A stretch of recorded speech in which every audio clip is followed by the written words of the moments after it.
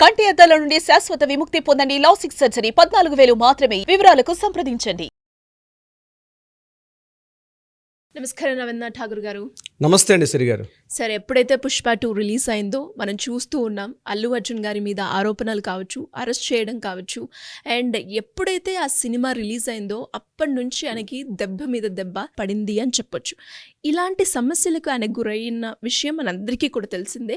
కానీ ఈ సమస్యకి ఒక పులి స్టాప్ అంటూ, ఒక మార్గం, ఒక సొల్యూషన్ అంటూ ఏమైనా ఉందా సార్ స్పిరిచువల్ పరంగా? చాలా వెరీ ఇంట్రెస్టింగ్ మంచి క్వశ్చన్ తీసుకున్నారు సిరి గారు. ప్రధానంగా పుష్ప 2 సినిమా రిలీజ్ అయిన తర్వాత ఆ రిలీజ్ స్టార్టింగ్ లో కూడా అనేక సమస్యలతోటి సినిమా రిలీజ్ అయింది. ప్రధానంగా గుర్తుపెట్టుకోవాల్సింది అసలు సినిమా రిలీజ్ అవుతుందా రిలీజ్ కాదా అన్నటువంటి కాంట్రడిక్షన్ నుంచి చాలా రోజుల పాటు మీడియా వార్తా కథనాల ప్రకారం అసలు పుష్ప 2 సినిమా రిలీజ్ అవుతుందా రిలీజ్ కాదా అన్నటువంటి అనేక క్వశ్చన్స్, అనేక సందిగ్ధావస్థల్లో ఈ సినిమా రిలీజ్ కావడం, రిలీజ్కి ప్రీమియర్ షో ఏదైతే ఉందో బెనిఫిట్ షో టైంలోనే ఒక అంతరాయం కలగడం, ముఖ్యంగా ఒక వ్యక్తి చనిపోవడం, మరొక వ్యక్తి ప్రాణాపాయ స్థితిలో ఉండడం, ఇటువంటి సంఘటనల నేపథ్యంలో సినిమా విడుదలైంది. సినిమా విడుదలైన తర్వాత కోట్ల రూపాయలు డబ్బులు ఇవి మాట్లాడుకుంటున్నారు.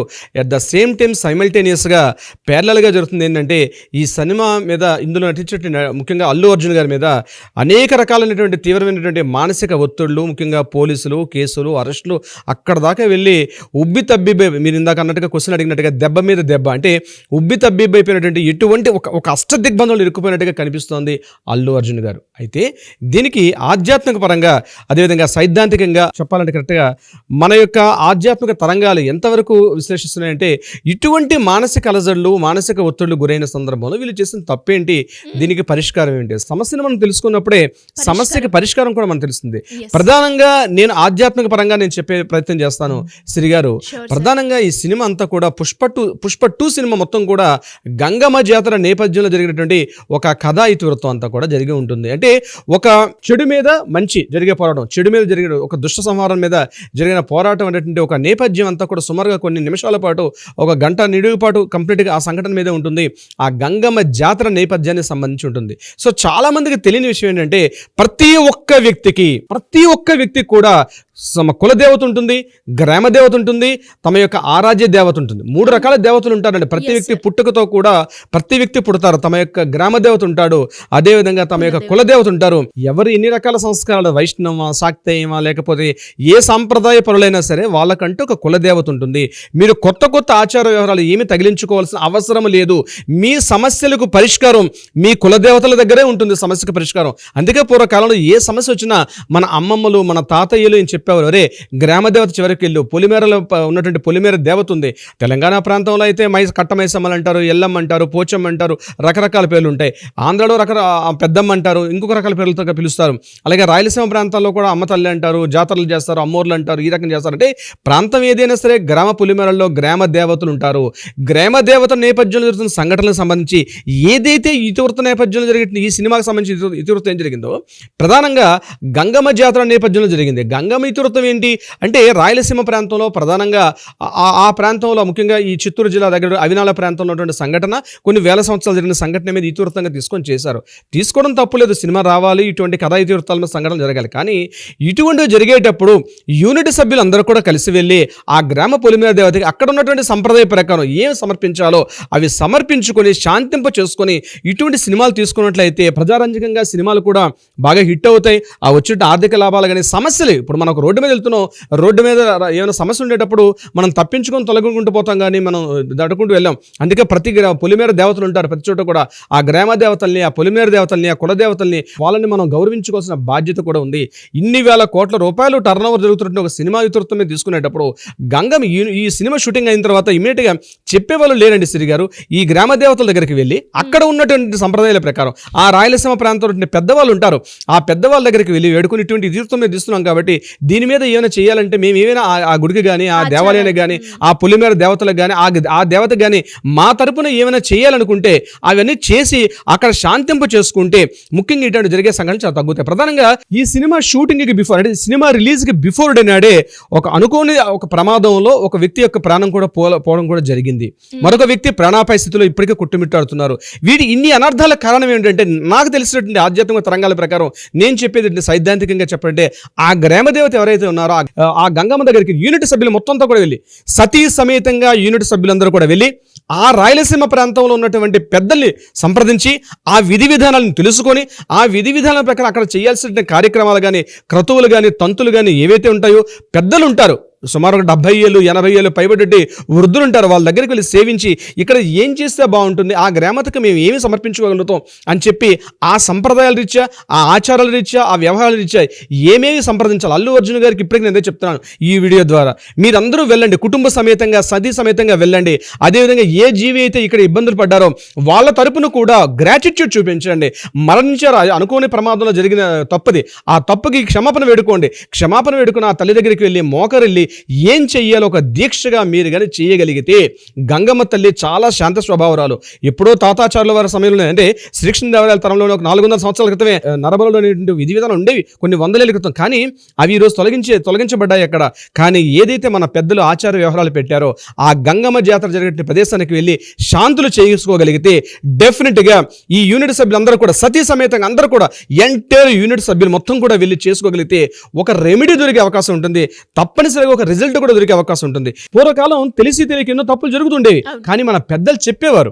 మన పూర్వీకులు ఉండేవారు, ఇంట్లో అమ్మమ్మలు తాతయ్యలు నాన్నమ్మలు ఉండేవారు. ఒరే బాబు ఇట్లా కాదు, కొత్తగా పెళ్ళైనటువంటి వధువులు ఉండేవారు, పెళ్లి కాగానే ఆ గ్రామదేవ దగ్గరికి వెళ్ళి పొలిమేరల దగ్గరికి వెళ్ళి ఆ అబ్బాయి అమ్మాయి ఇద్దరు వెళ్ళి చేయాల్సిన పద్ధతులు ఆ సంప్రదాయం చూసుకుంటూ వచ్చేవారు. ఇంట్లో శుభకార్యం జరిగినా అశుభకార్యం జరిగినా ఏం జరిగినా ఆ దంపతులు వెళ్ళడం, ఆ ఇంటి యజమాని కలిసి వెళ్ళి అక్కడ ఏమేం చేయాల్సిన పద్ధతులు ఆచారాలు వ్యవహారాలు పాటించుకొని ఆ ఇల్లు బాగుండేది, ఆ వాడ బాగుండేది, ఆ వీధి బాగుండేది, ఆ ఊరు కూడా ఇప్పటికీ ఉండేది.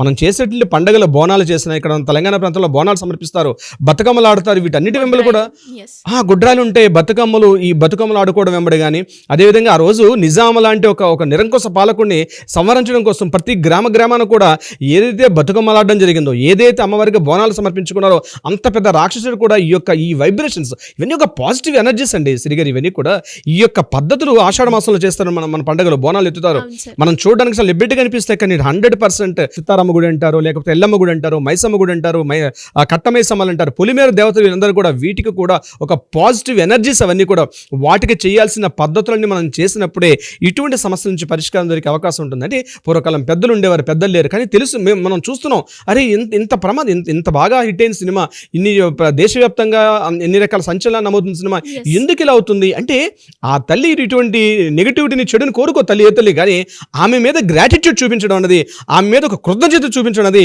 ఒక విధి విధానంగా మనం చేయాల్సిన పని. అది ఇప్పటికైనా సినిమా యూనిట్ సభ్యులు మొత్తం అందరూ కూడా కలిసి ఎంటైర్ యూనిట్ సభ్యులు మొత్తం వెళ్ళి ఇప్పటికైనా అల్లు అర్జున్ గారు బహుశా ఈ వీడియో చూస్తే షేర్ చేయండి, అల్లు అర్జున్ గారి దాకా రీచ్ అయ్యేట్టుగా ట్రై చేయండి. ఈ వీడియో అక్కడ దాకా వెళ్ళాలి. యూనిట్ సభ్యులందరూ కూడా అంటే సమస్యలో చిక్కుకుపోతున్నావు, సమస్య నుంచి పరిష్కారాలు ఆలోచన తప్పించి ఇది ప్రధాన పరిష్కారం నేనేదో అనుకుంటాను. ఎన్నో సమస్యలు వస్తుంటాయి, సమస్యలు పరిష్కారం చెప్పేవాళ్ళు.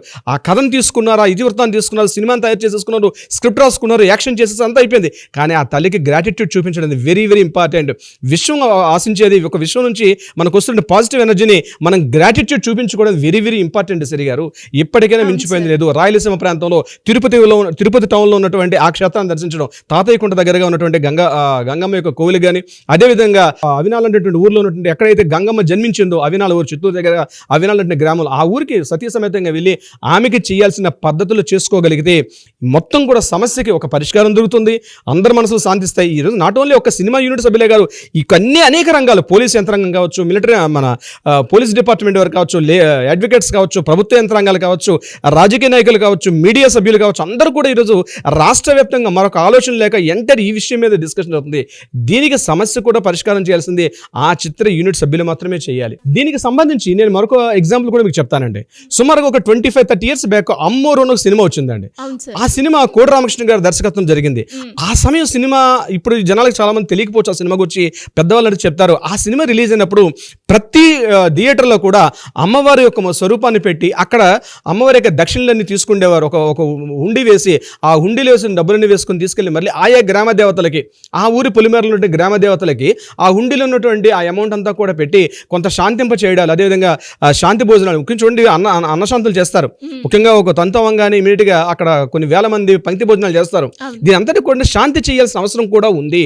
ప్రతి థియేటర్లో కూడా షో స్టార్ట్ అయ్యే ముందు మంగళహారతులు ఇచ్చేవారు. అమ్మవారిని పూజించేవారు, పూజించి మంగళహారతులు దూపదీప నైవేద్యాలు పెట్టి సినిమా షో స్టార్ట్ చేసేవారు.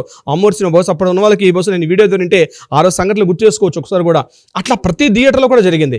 చిట్ట చివరికి ఏంది, ఆ సినిమా షో అయిపోయిన తర్వాత ఆ హుండీ ద్వారా వచ్చిన మొత్తం అంతటా కూడా ఆ గ్రామ దేవత ఎవరైతే ఉన్నారో ఆ గ్రామ దేవతకి ఖర్చు పెట్టి పూర్తిగా సహపంక్తి భోజనాలు చేసి అమ్మవారికి అన్నశాంతి చేసేవారు.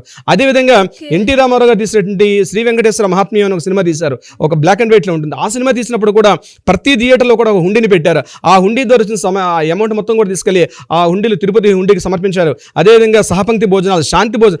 మనం పెళ్లిళ్ళు చేసుకుంటారు, సో మనం వివాహాలు జరుగుతుంటాయి. వివాహాలు అయిన తర్వాత అక్కడ పార్టీ ఎందుకు పెడతారు తెలియని చాలా మందికి విషయం ఏంటంటే, ఈ యొక్క శుభకార్యం జరగానే ఒక శాంతి జరగాల్సిన ప్రక్రియ ఉంది.